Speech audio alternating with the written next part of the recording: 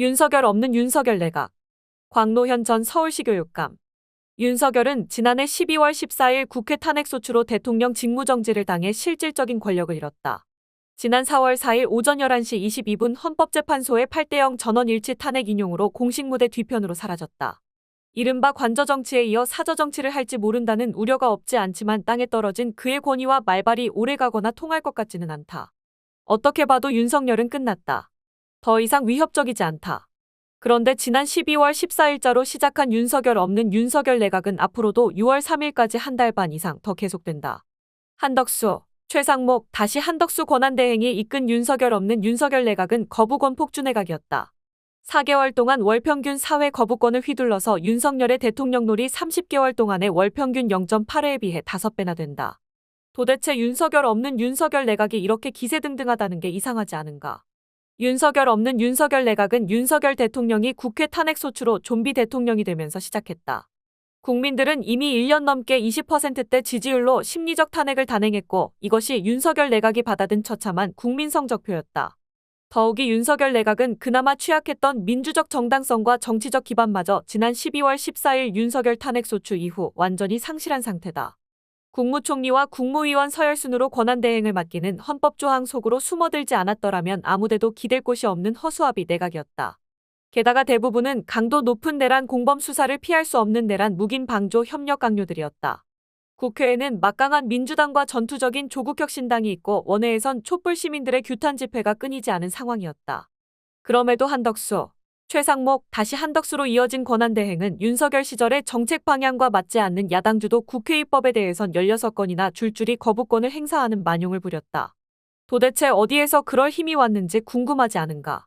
만약 절대 과반수 야당이 일찍부터 권한대행의 거부권 행사는 천부당만부당하다며 정치적으로 끊임없이 딴지를 걸었더라면, 나아가서 헌법학계의 의견을 적극적으로 구해서 권한대행을 압박했더라면 상황이 달라졌을 것이다. 권한대행의 거부권 행사로 마지막 공포 단계에서 국회 입법이 좌절되었으므로 만약 거부권 대상 법안을 통과시킨 국회를 대표해서 국회의장이 헌법재판소에 권한쟁 의심판을 청구했더라면 헌재가 권한대행의 거부권 행사는 위헌이라고 판단했을 가능성이 높다. 어느 순간부터는 정치권에서 권한대행의 거부권 행사가 당연하게 수용되는 분위기가 돼서 더 이상 문제되지 않고 되풀이됐던 것 같다. 하지만 지난 4월 8일 한덕수 권한대행이 느닷없이 대통령 목 헌법재판관 2인을 전격 지명함으로써 권한대행이 대행 가능한 대통령 권한이 어떤 것이고 그렇지 않은 게 어떤 것인지 다시 본격적으로 논쟁하지 않을 수 없는 정치적, 사법적 상황이 펼쳐졌다.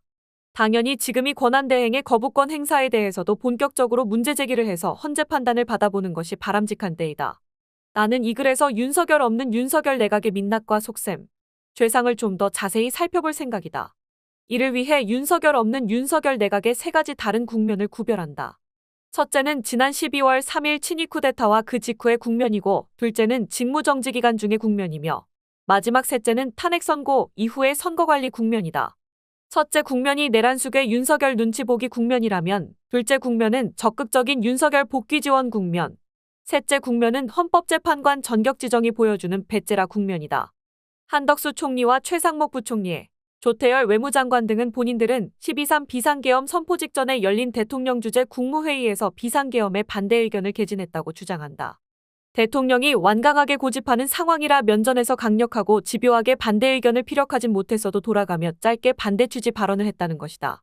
국무위원 중 몇은 찬성 의견을 밝혔을 가능성도 배제할 수 없지만 대부분은 당혹스러워하며 그랬을 수 있다고 치자. 그럼에도 계엄군의 국회와 선관위 난입 등 불법 비상계엄은 심의권을 가진 내각이 딱 거기에서 그쳤기 때문에 진행될 수 있었다.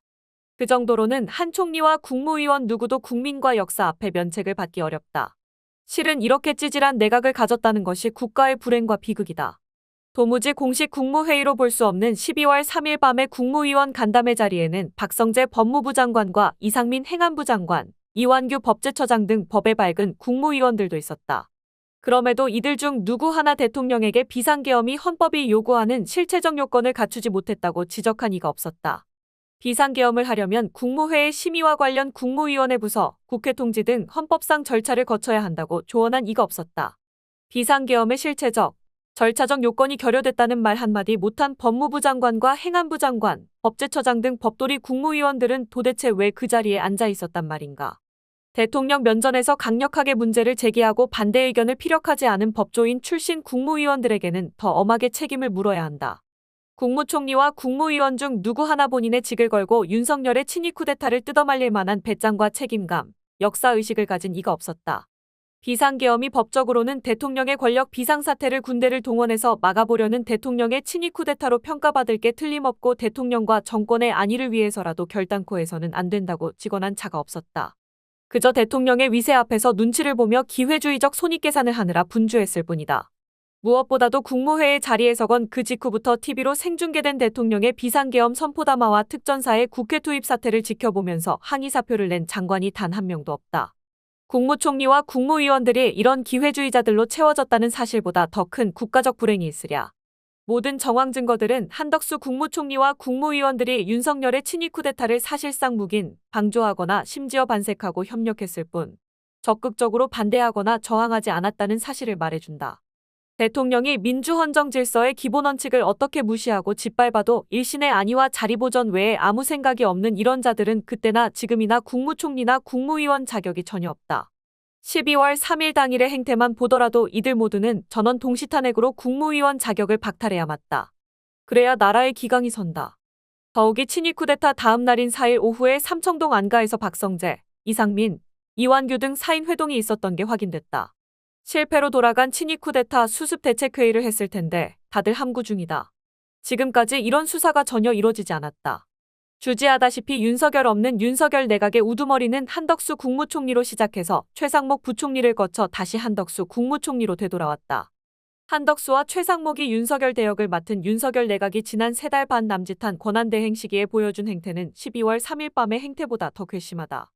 노골적으로 내란숙의 윤석열을 옹호하고 국회 입법 거부권을 거침없이 행사하며 윤석열의 정책 노선을 굳건히 지켰기 때문이다. 16건의 거부권 행사 중에서도 내란특검법과 김건희 특검법에 대한 거부권 행사는 가장 용납할 수 없는 것이다. 내란특검법의 경우 본인들도 수사 대상이 된다는 점에서 전형적인 이해충돌 사안의 셀프 거부권 행사이자 본인들을 포함한 숨은 내란공범 수사를 방해한 내란수사 방탄 거부권 행사다. 김건희 특검법의 경우 윤석열에 대한 충성심으로 국민의 열화 같은 김건의 수사 요구를 뿌리친 대통령 부인 방탄 거부권 행사이자 한사코 김건희를 싸고 돌았던 정치검찰 옹호 거부권 행사였다. 쌍특검법에 대한 권한대행의 방탄 목적 거부권 행사를 막지 못해 전국 주도권이 약화되고 혼선이 초래된 후과를 생각하면 당시 제대로 싸우지 못하고 넘어간 것이 분통 터지고 미안하기 짝이 없다. 헌법재판소는 국회가 선출한 마은혁 헌법재판관을 대통령 권한대행이 임명하지 않는 행위는 명백히 위헌이라고 전원일치 의견으로 결정했다. 그럼에도 헌재 결정 당시에 최상목 권한대행에 이어 한덕수 권한대행도 마은혁 헌법재판관 임명을 4월 8일까지 계속 거부했다. 최고위 공직자가 명백한 위헌 행위를 공개적으로 저지르는 막가파식 행태를 보인 것이다. 최상목도 그랬지만 한덕수 권한대행이 국회 목 헌재재판관 1인 임명을 보류해온 이유는 8인 헌재에서는 탄핵 기각에 3표만 있으면 되는 반면 9인 헌재에서는 4표가 필요해서 8인 헌재를 유지하는 편이 탄핵 기각에 훨씬 유리하기 때문이었다. 대통령 권한대행이 노골적으로 내란숙의 편을 들며 헌법재판관 임명을 질질 끌어 헌재 결정을 공공연히 위반한 행태는 조금도 용납될 수 없는 것이다. 탄핵이 이럴 때 쓰라고 있는 제도라서 민주당이 가차 없는 탄핵으로 이들을 응징해야 마땅했지만 당시 정치적 상황이 몹시 어려웠다. 헌재의 윤석열 탄핵 선고를 앞두고 최상목 권한대행을 탄핵하거나 헌재의 탄핵 기각으로 살아 돌아온 한덕수 권한대행을 다시 탄핵할 경우 역풍을 염려하지 않을 수 없었기 때문이다. 특히 최상목 권한대행은 야권이 한덕수 총리에 이어 자신까지 탄핵하기 어렵다는 확신 아래 거침없이 거부권을 행사하고 헌법재판관 임명을 거부하는 등 적극적으로 윤석열 부역 행보를 했다. 그럼에도 야권은 최후 통첩을 갱신하며 으름장만 놓았을 뿐 끝까지 탄핵을 결행하지 못했다. 법적 권한이 있어도 정치 여건이 안 되면 권한 행사를 하지 못한다. 여기서도 지적해야 할 중요한 사실은 헌재 결정을 제멋대로 깔아뭉개는 한덕수, 최상목의 명백하고 현존하는 위헌 행태에 반발하거나 항의 사표를 낸 국무위원이 아무도 없었다는 점이다. 윤석열 내각의 국무위원들은 윤석열의 사악하고 시대착오적인 친위 쿠데타도 덜어는 묵인하고 덜어는 반겼던 것처럼 한덕수, 최상목의 위헌적 헌재 판결 깔아뭉개기도 덜어는 묵인하고 덜어는 반겼을 게 틀림없다.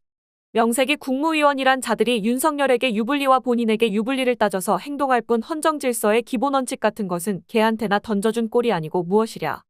그나마 일관성이 있다면 본인과 윤석열의 유불리 기준뿐이다. 국무위원으로서 국가와 국민의 유불리를 앞세워야 마땅하지만 그런 건 찾아볼 수 없었다. 헌재의 윤석열 파면 선고 이후에도 한덕수 국무총리가 대통령 권한대행을 계속하지만 윤석열 직무정지 기간 당시의 권한대행과는 성격과 역할이 크게 다르다. 탄핵소추 기간 중에 권한대행의 역할도 위기관리 행정과 현상유지 행정에 국한되어야 맞지만 당시에도 야당 입법에 대한 거부권 행사나 국회 목헌재 재판관 임명 보류 등 정치 행보를 서슴지 않아서 문제였다. 그러나 차기 대선일로 정해진 6월 3일까지 최장 2개월의 권한대행 내각은 100% 선거관리 내각이다. 당연히 권한대행의 책임은 선거관리 행정을 중심에 둔 위기관리와 현상유지 행정으로 한정된다. 혹자는 민주당 주도로 국회가 내란특검법이나 김건희 특검법을 재입법할 경우 한덕수 대행이 다시 거부권을 행사할 것으로 예측한다. 그러나 탄핵소추로 인한 대통령 직무정지 기간 중의 권한대행도 그렇지만 대통령 파면 이후의 대선관리 목적 권한대행은 거부권을 행사할 자격이 더욱 없다. 이제는 대통령 직무정지 기간과 달리 대통령이 파면돼 헌정무대에서 사라졌기 때문에 여당도 없고 야당도 없는 상황이라 선거관리 내각은 더 이상 국힘당의 눈치를 보거나 국힘당과 호흡을 같이 해서는 안 된다. 오히려 압도적 다수당인 제1당, 민주당과 긴밀하게 협의하며 위기관리와 일상행정 업무를 수행해야 맞다. 예를 들어 민주당이 내란특검법과 김건희 특검법을 다시 입법할 경우 권한대행의 거부권 행사는 이번 헌재 재판관 지명행위와 함께 확실한 탄핵 사유를 구성한다. 윤석열 없는 윤석열 내각의 활용점정은 한덕수 대행의 대통령 목 헌법재판관 2인 기습지명이다.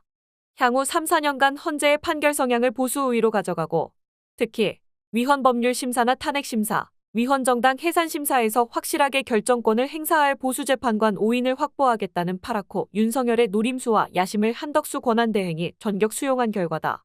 한 대행이 이런 행태가 헌법상의 권한대행 법리 위반이라는 사실을 몰랐을 리 없다.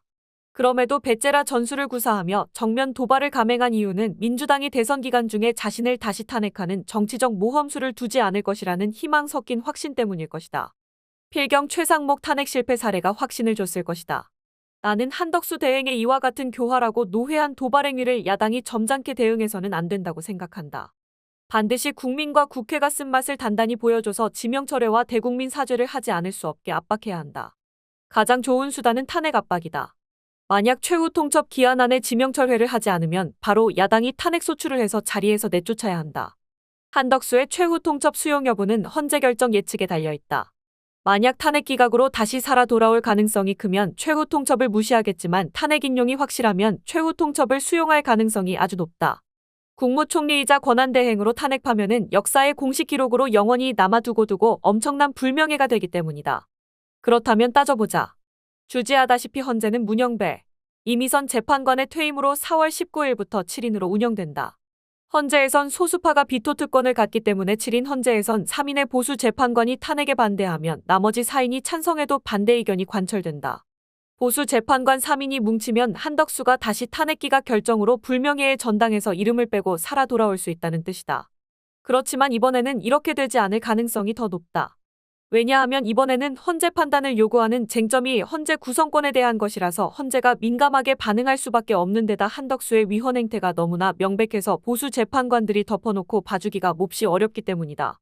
대선 국면에서 민주당이 윤석열과 한덕수의 치밀하게 계산된 도발 앞에서 우물쭈물하다가는 2인 헌법재판관 지명이 기정사실이 될 수도 있다. 이런 가능성을 확실하게 차단해야 한다. 대선 블랙홀이 작동하는 정치 상황과 구속력 없는 인사청문회법제, 소수파 우대 헌재 의사결정 구조이라는 3중 허점을 정확하게 알고 교활하게 도발한 한덕수 권한대행의 폭주 앞에 중립은 없다.